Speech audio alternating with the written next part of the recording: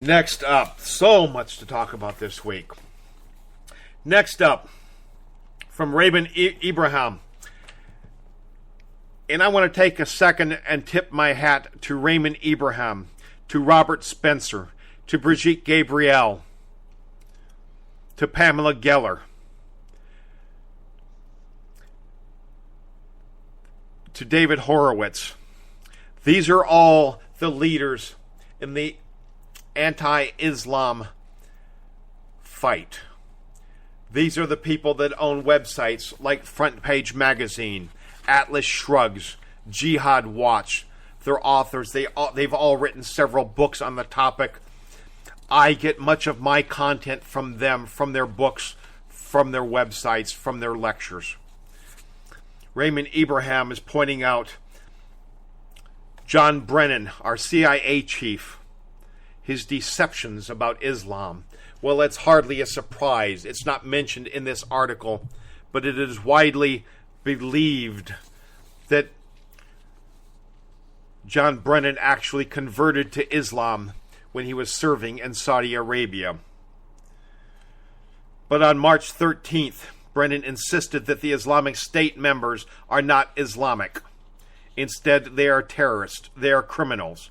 He says many of them are psychopathic thugs, murderers who use a religious concept and masquerade and mask themselves in that religious construct. Now note the terms that are familiar to Western people: terrorists, criminals, and such. The Islamic State jihadis may be all of those things, he says, including psychopathic thugs from a Western paradigm. But the fact left out by Brennan is that according to Islamic law and history, savage and psychopathic behavior is permissible, especially in the context of jihad. But perhaps Brennan knows all of this and is simply being strategic. After all, the CIA head has also warned against ascribing Islamic legitimacy to the overseas terrorist group, saying that allowing them to identify themselves with Islam does a disservice to Muslims around the world.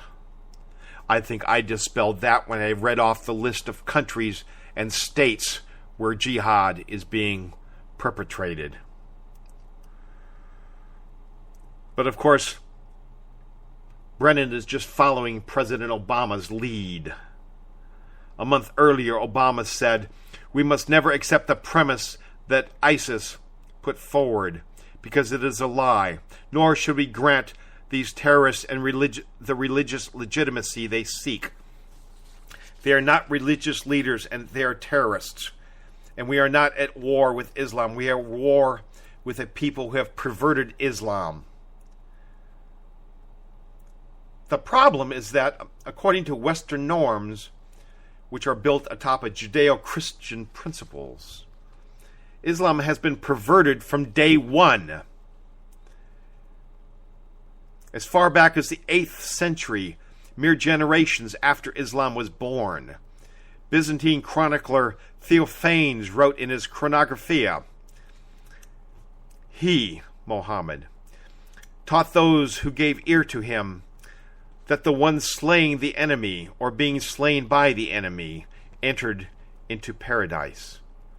And he said the paradise was carnal and sensual, orgies of eating and drinking and women.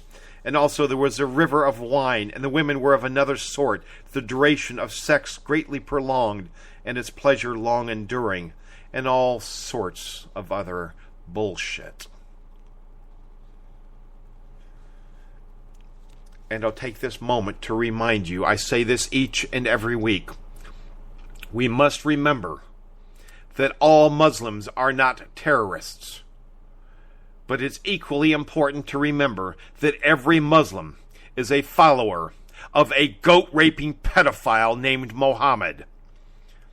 These are not my words, these are facts. Muhammad did rape goats. This is a fact. He did rape children. This is a fact. It's in the texts. It's in the religious texts and historical texts that are quoted by Islamists worldwide. I am not insulting or attacking Islam. I merely explain it. More to the point, Ibrahim says, every atrocity ISIS has committed, the beheadings, the crucifying, the raping, enslaving, or burning people alive, is a legitimate act according to Islamic law and the teaching of deeds of Muhammad, that most perfect and moral man. Based on Islamic historical texts, Muhammad sent assassins to slaughter his critics. And one older woman, including poets, and one older woman whose body was dismembered by her Muslim assailants. He had an infidel tortured to death with fire in order to reveal his tribe's hidden treasure. He so-called married the man's wife hours later. The woman, Safia, later confessed that of all men I hated the Prophet the most, for he killed my husband, he killed my brother, and he killed my father. And reportedly, he used to visit and have sex with his 9 wives in a single hour.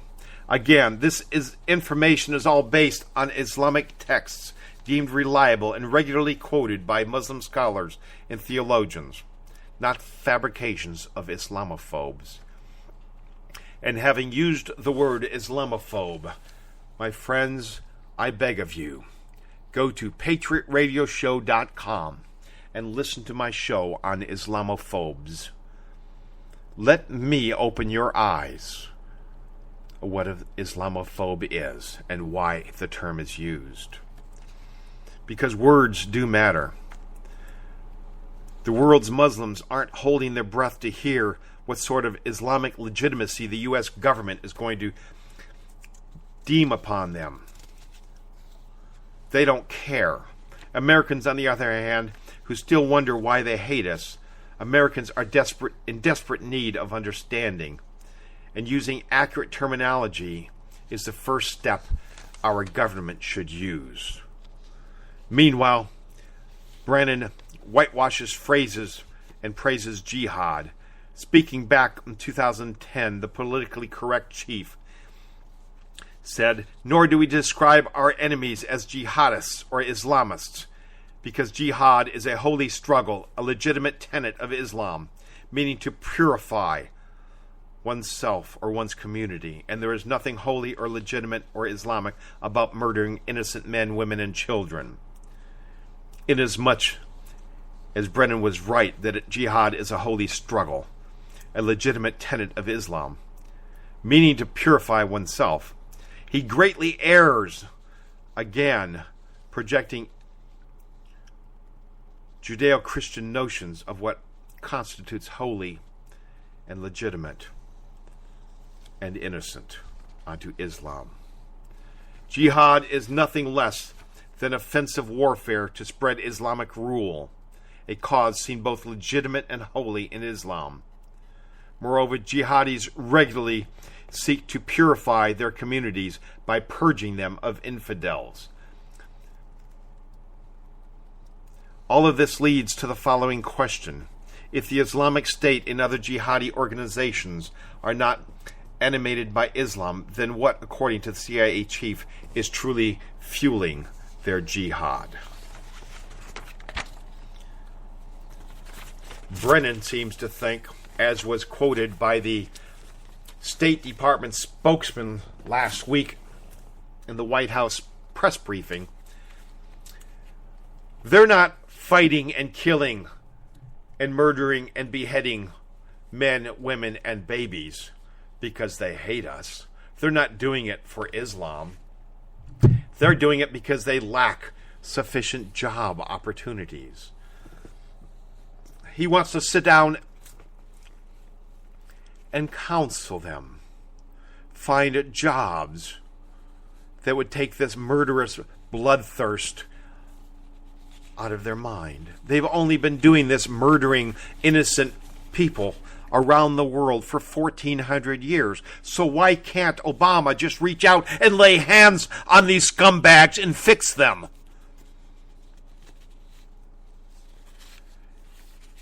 You don't use psychoanalysis on a rattlesnake. You cut off its frickin' head. We know who these people are, we know what they want, and we know what they will do. And these aren't my words, they're their words. They tell us every time they find a microphone, we will kill the infidel. They show us every time they find a camera. They cut off our heads. They cut off babies' heads. They post baby heads on spikes. These savages are scum, and they need to be purged from the earth, but certainly from the United States of America.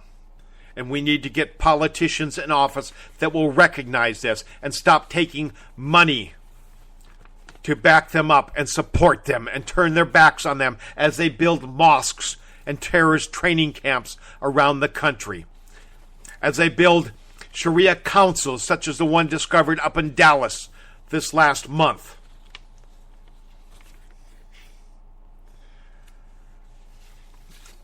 ISIS last week killed 3 more women in Mosul, accusing them of refusing temporary marriage with other jihadists. ISIS has been going through city after city. This story is out of Mosul. They round up the women and they force them to temporary marry. In other words, become whores of the jihad. Prostitution is illegal, so they grant a temporary marriage. And these women are told to screw the soldiers that are fighting in Allah's name. If they don't become whores for Allah, they get executed. Last week they rounded up 13, and 3 of them would rather go home to God than to do the bidding of these savages. In the UK, we've covered these stories time and time again. Grooming gangs. What the media, when they finally started covering it, would call Asian grooming gangs. Doesn't sound that bad. A bunch of Filipinos standing on the street corner combing their hair, right? What's to get upset about? First off, the Asians are Pakistanis, Afghanis, Indians. What do they have in common? They are all Muslims, each and every one of them. And they're not combing their hair. They are turning out children, young girls, and selling their bodies. 1,400 British non-Muslim children were gang raped and brutalized by Muslims, and this is in one city alone. And several staff members described their nervousness about identifying ethnic origins of perpetrators for fear of being thought racist.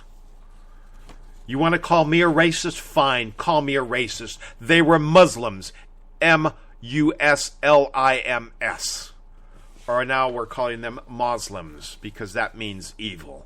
M-O-S-L-E-M-S. And now we see the police bosses are telling officers not to pursue investigations of these rape gangs.